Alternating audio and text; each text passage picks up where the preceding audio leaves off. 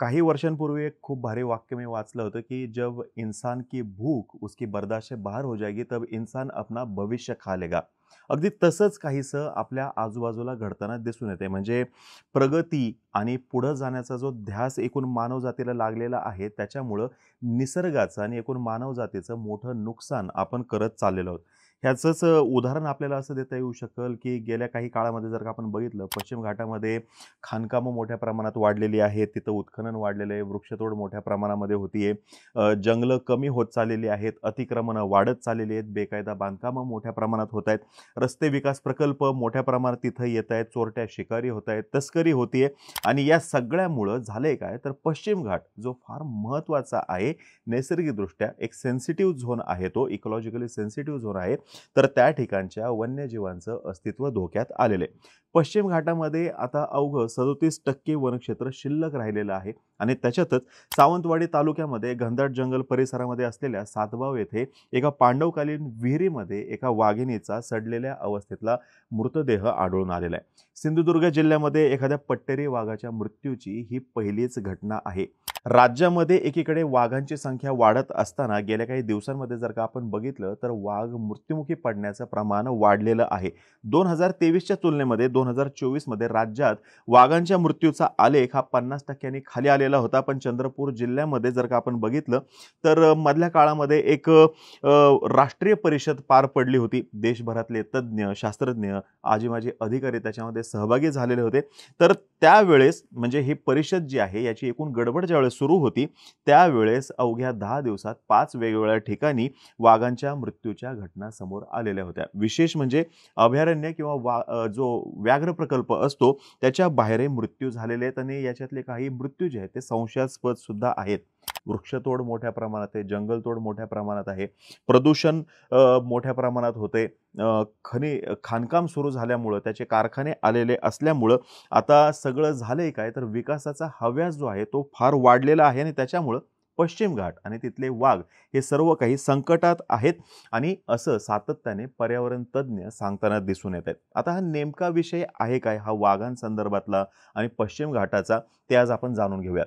नमस्कार, मी अरुणराज जाधव बोलभिडूवरती तुम्हा सर्वांचं अगदी मनापासून स्वागत करतो. सावंतवाडी भागामध्ये एका विहिरीमध्ये, पांडवकालीन विहिरीमध्ये वाघाचा मृतदेह आढळून आलेला आहे आणि वन विभागाच्या अधिकाऱ्यांनी हा मृतदेह पट्टेरी वाघाचा असल्याची खात्री केलेली आहे. तसेच मृतदेह सडलेला असल्यानं मृत्यू कशामुळे झाला याचा अभ्यास केला असता एका उंच कड्यावरून उतरताना ही वाघीण तिथल्या खोल विहिरीमध्ये कोसळली असावी असा अंदाज त्यांनी व्यक्त केलेला आहे.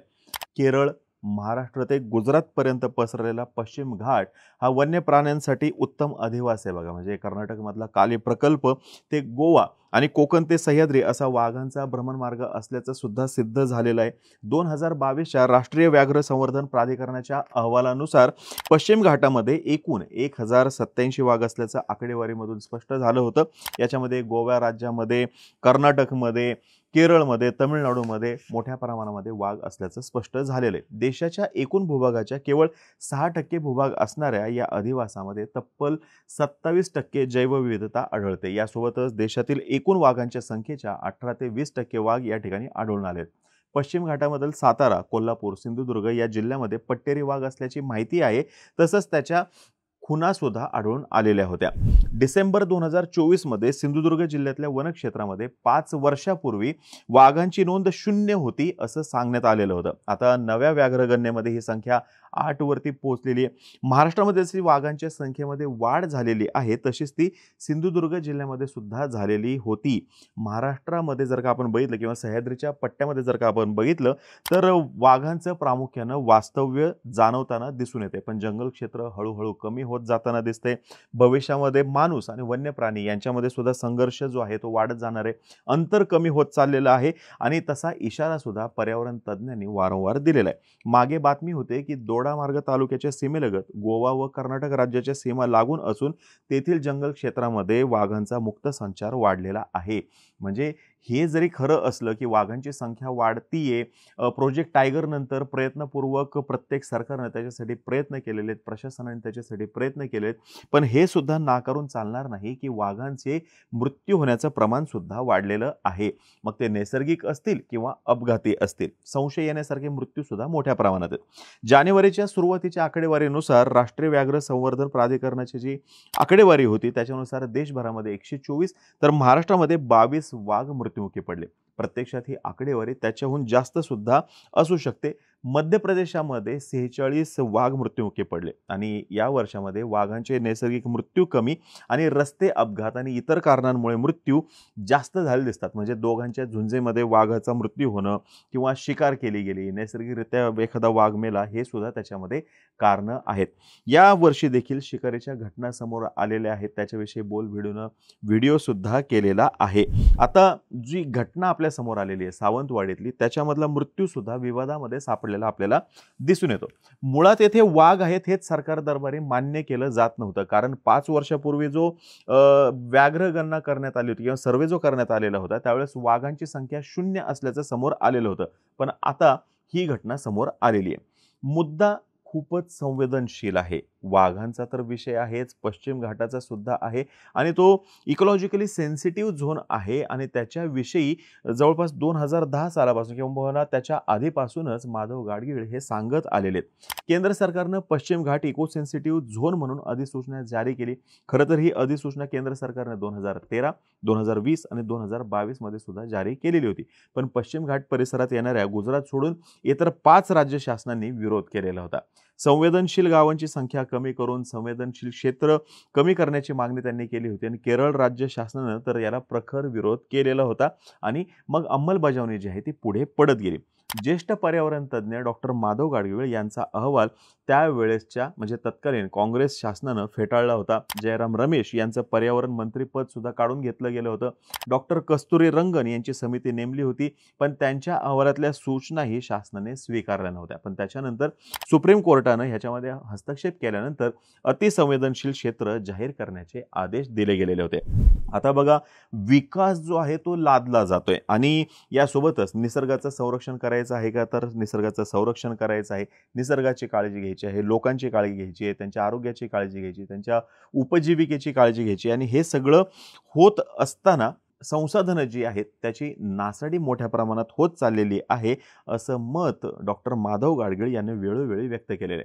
मागे मी या विषयाला धरून असं वाचलं होतं की महाराष्ट्र राज्यातील सिंधुदुर्ग जिल्ह्यातील दोडामार्ग हा तालुका पर्यावरणीय अतिसंवेदनशील असूनही संगनमताने सर्व राजकीय व्यक्ती व पक्षांनी हा तालुका अद्यापही संवेदनशील म्हणून जाहीर केलेला नाही.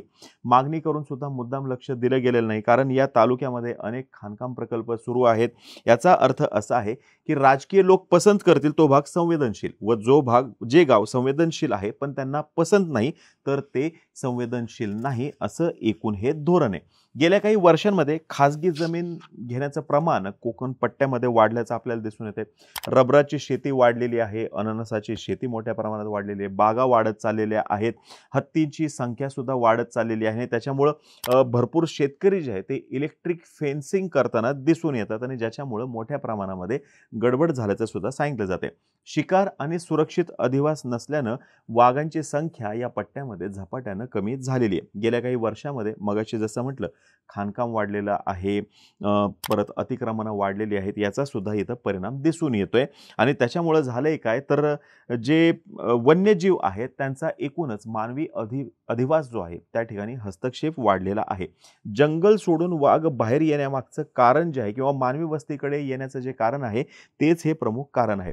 स्वसंरक्षणासाठी आणि पिकाचं नुकसान टाळण्यासाठी केलेले जे उपाय आहेत त्याच्यामुळं जंगलातील राजाचं अस्तित्व धोक्यात आलेलं आहे, असं स्पष्ट मत या क्षेत्रातले जाणकार व्यक्त करताना दिसून येतात. आता ह्याच्यासोबतच विजेचा वापर जो आहे याच्यासोबतच विष प्रयोग करण्याचं सुद्धा प्रमाण मोठ्या प्रमाणात आहे, जे वाघांची संख्या कमी होण्याला कारणीभूत आहे. याच्यामुळं येणाऱ्या काळामध्ये वाघांचं त्यांच्या अधिवासाचं जर का संरक्षण करायचं असेल तर सरकार, प्रशासन आणि स्थानिक नागरिक या सर्वांच्या एकत्रित प्रयत्नातूनच हे शक्य होईल, नाहीतर येणाऱ्या काळामध्ये त्या ठिकाणी वाघ कदाचित दिसणार नाहीत. आता ही माहिती जर का तुम्हाला आवडली असेल खाली कमेंट बॉक्समध्ये नक्की सांगा. तोपर्यंत आम्हा सर्वांची व्हिडिओ जास्तीत जास्त लोकांपर्यंत पोहोचवा आणि चॅनलला सबस्क्राईब करायला विसरू नका. धन्यवाद.